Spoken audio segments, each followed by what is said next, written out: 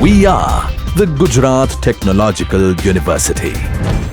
Since its inception over a decade ago, GTU has been empowering young and curating minds to realize their true potential. Over 4 lakh inspired students are enrolled with one of the premier academic universities in India.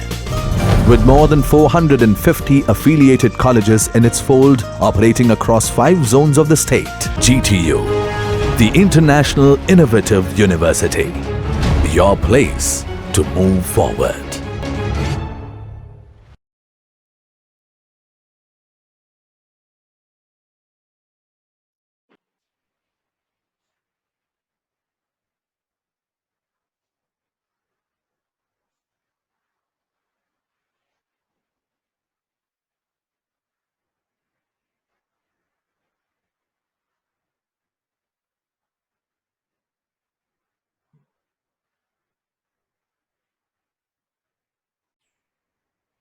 Welcome everybody. Yesterday we were discussing about CSI fed induction motor drive, and this is the approximate equivalent circuit where we can replace voltage source by current source, and we can show that rotor current is directly proportional to the source current over here. And in this fashion, this is the torque equation in terms of current source. So we can say that torque is proportional to current square. So in short, current source can control the motor. This is how we get different characteristics for different source current.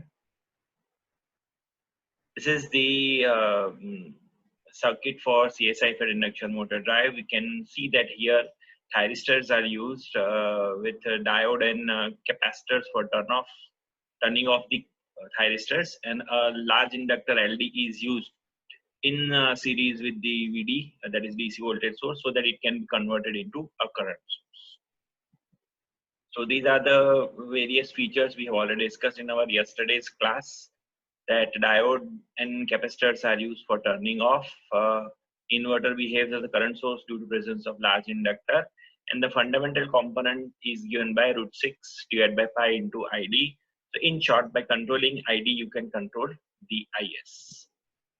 This is how you can implement. Either you can have a fully controlled rectifier and current source inverter. So here fully controlled rectifier is controlling the value of VD and ultimately ID to get variation in IS, or you can use a chopper if you have a DC source to control the output DC voltage, so that output DC current is changed, and so the source current fed to induction motor is changed over here.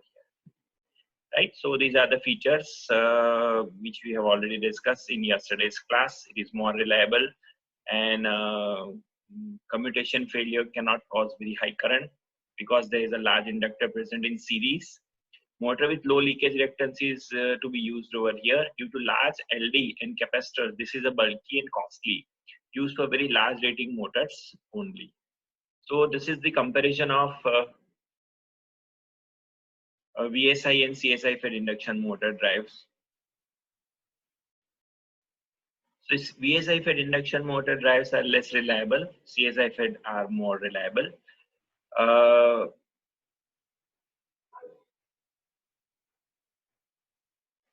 Conduction of 2 devices in same leg due to conduction failure may cause dangerously high current if it is a voltage source inverter.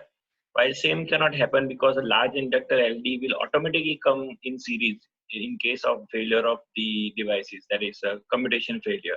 So the current will not be that large. So here, due to very high current, you require a very costly high-speed semiconductor fuses.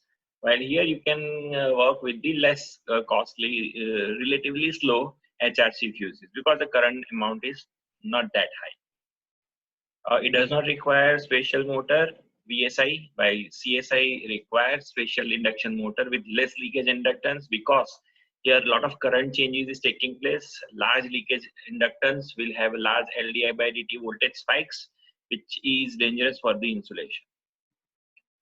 This is a less bulky VSI fed VSI fed induction motor drives, less weight and less costly compared to current source inverter.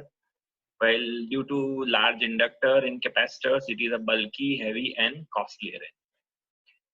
VSI fed induction motor drive has a higher speed range, while CSI fed induction motor drives has lower speed range. Faster dynamics response in VSI fed induction motor drive, while they are slow in case of CSI fed induction motor drive. Can be used for multi-motor drive, while CSI fed induction motor drive cannot be used for multi-motor drive. You need to have separate CSI fed inverter for each motor. So these are various comparison points based on which we can choose, use VSI or CSI based power application. In short, if you summarize, for low and medium power applications, you use VSIs, and for very large power ratings, we generally go for current source inverter fed induction motor drive frequency control, right? So that's all for this particular topic.